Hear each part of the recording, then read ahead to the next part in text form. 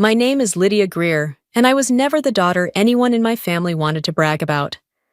That truth hits a little harder as I stand just outside the ballroom, smoothing the sleeve of a white suit I wore more for armor than fashion. I can hear the laughter through the doors, warm, loud, full of voices that never learned to say my name without a sigh at the end. Tonight is my little sister's engagement party. I wasn't exactly invited. The email came late, sent by a distant cousin, with a polite "hope you can make it." That's code in my family for, "no one will notice if you stay home." I almost did. After all these years, I could have spared myself one more evening of forced smiles and questions that sound more like reminders. So, Lydia, what do you do again? They never ask because they care. They ask because the story of my life never fit the narrative my parents loved to tell.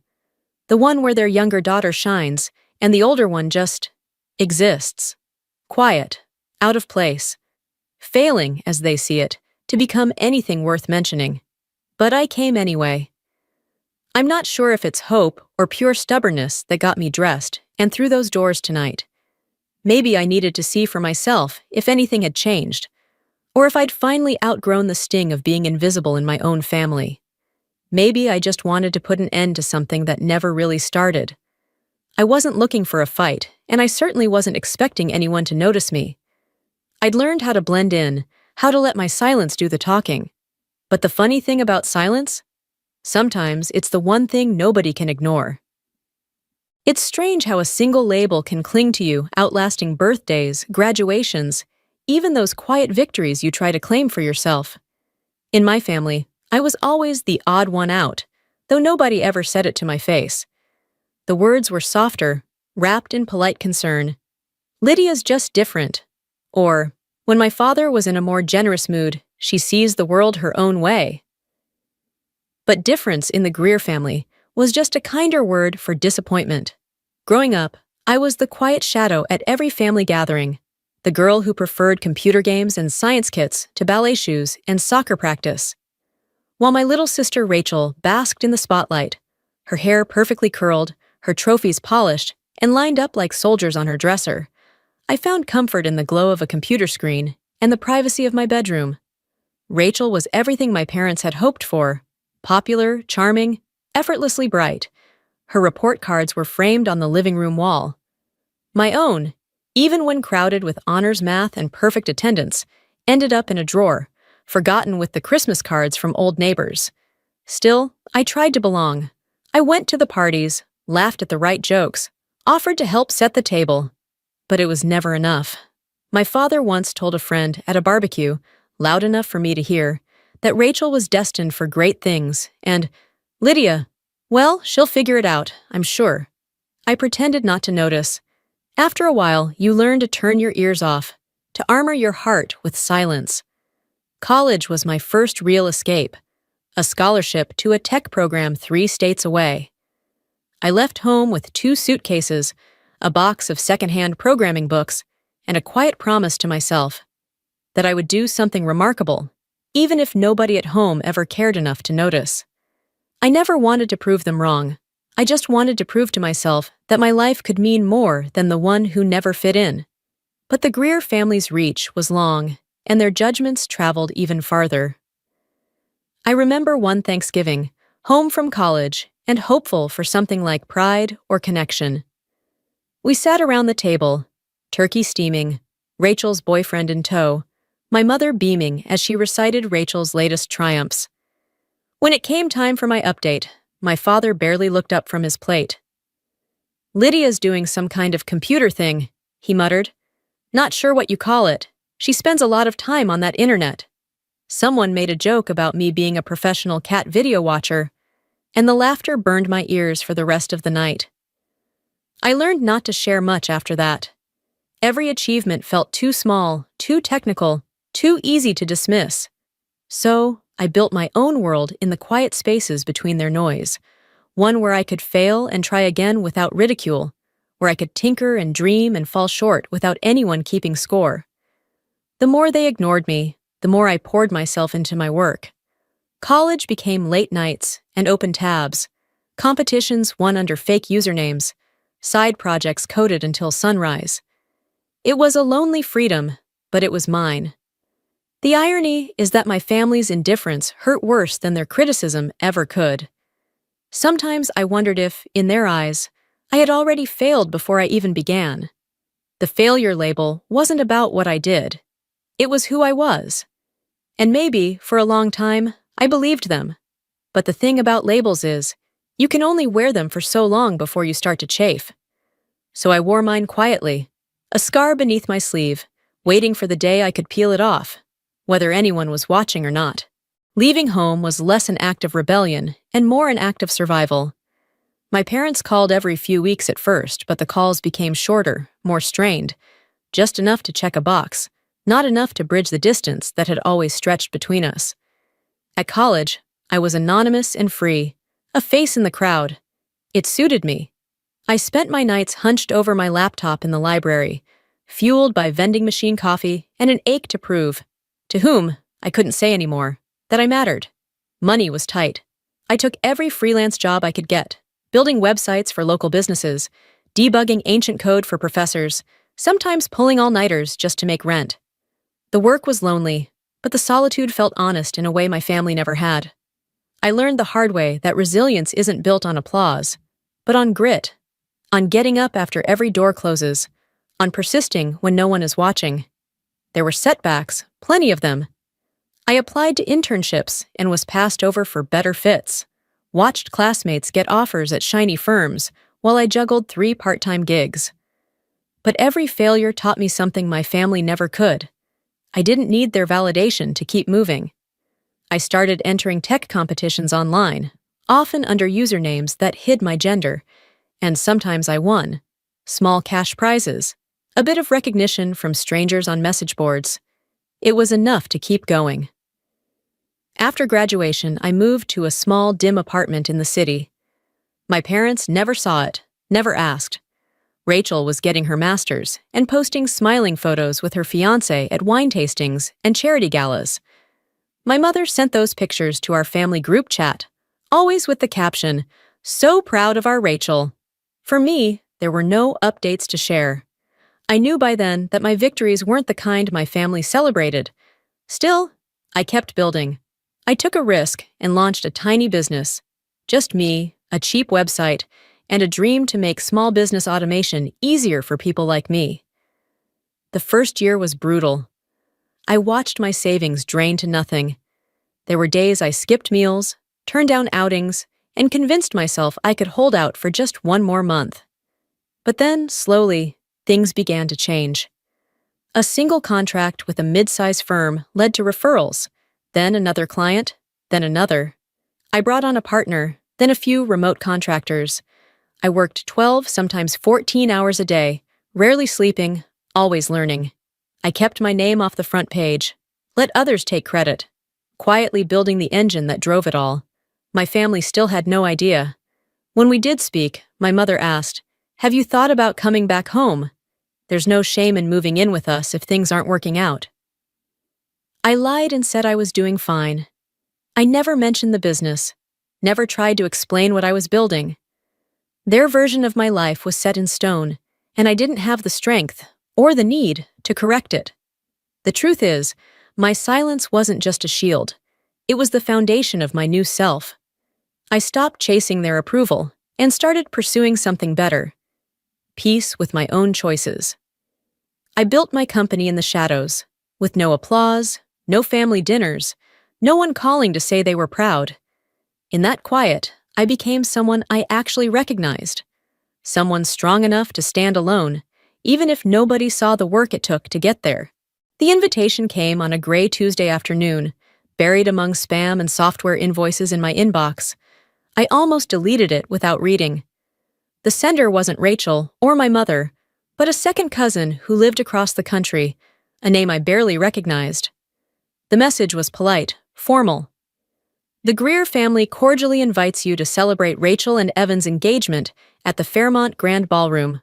RSVP appreciated. There was no note, no signature, not even a question of how I was doing. Just a date, a time, and the suggestion that my presence was optional. For a moment, I hovered over the delete button. After years of silence and half-hearted holiday texts, it was almost laughable that they would reach out now. Part of me wanted to ignore it, to spend that Saturday in the quiet comfort of my apartment, a mug of tea in hand, coding away as usual. But another part, a smaller, quieter ache that never fully healed, wondered what it would feel like to be seen, even for a night. I said yes, not out of hope for reconciliation, but for something I couldn't name. Maybe I was ready to see for myself just how much, or how little, had changed. The day of the party, I chose a white suit. Simple, tailored, and strong. No sequins, no pastel florals, nothing that would beg for approval. As I caught my reflection in the elevator mirror, I barely recognized the calm in my own eyes. I wasn't here to perform or compete. I was here on my own terms. The ballroom was a flurry of gold and crystal, laughter bouncing off high ceilings. I stepped inside and felt the familiar chill settle around me. The subtle pauses in conversation, the quick once-overs, the way my arrival barely registered. My mother was busy greeting guests, her arms full of gifts and good wishes.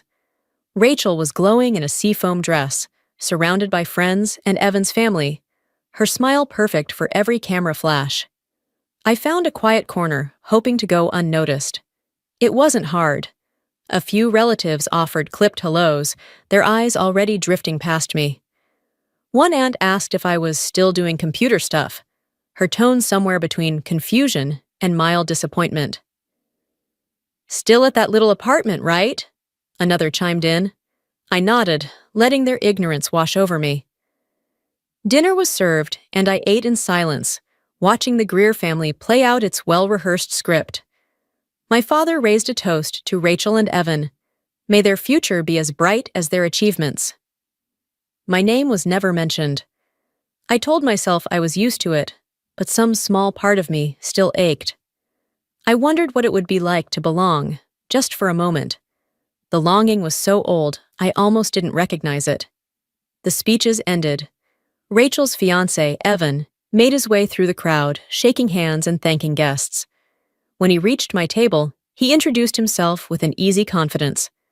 I offered my hand, expecting nothing more than the routine exchange. But as soon as he heard my full name, Lydia Greer, his expression shifted. There was a flicker of recognition, a pause that made me feel seen in a way I hadn't expected all night. He looked from me to my parents, then back again, something unspoken passing across his face. I didn't know it yet, but everything was about to change. Evan's handshake faltered. His eyes, friendly a moment ago, narrowed as if he were searching through memories, sorting puzzle pieces. "Wait, Lydia Greer?" he said, louder than I expected. "Are you, by any chance, the Lydia Greer who founded Greer Tech?" The room, so full of noise just a second ago, seemed to grow quieter around us, like someone had turned down the volume on the world. My mother's smile froze. My father, fork halfway to his mouth, stared at me as if seeing a stranger. For a long moment, I didn't answer. There was a satisfaction in that pause, a lifetime's worth of words unsaid. Then I nodded, as simply as I could. "Yes, that's me." Evan actually stepped back. I had no idea. I'm in the same space. Everyone's been talking about the Greer Tech platform since your latest release. My team's been trying to get a meeting with your business dev lead for months." He was almost breathless, not out of flattery, but genuine surprise. A ripple ran through the guests near us.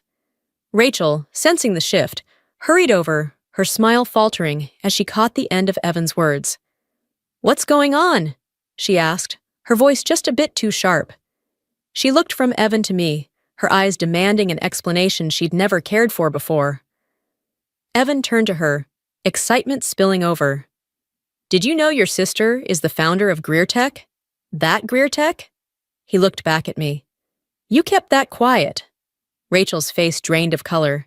She stared at me as if seeing a ghost. "You're joking, right?" she whispered, but the answer was already written on my face. It was like dropping a stone into a pond. The ripples spread fast.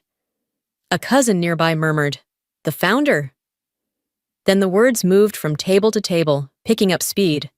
Suddenly, people who had barely acknowledged me all night were turning in their chairs, craning their necks, whispering to one another. My aunt's wine glass paused mid-air.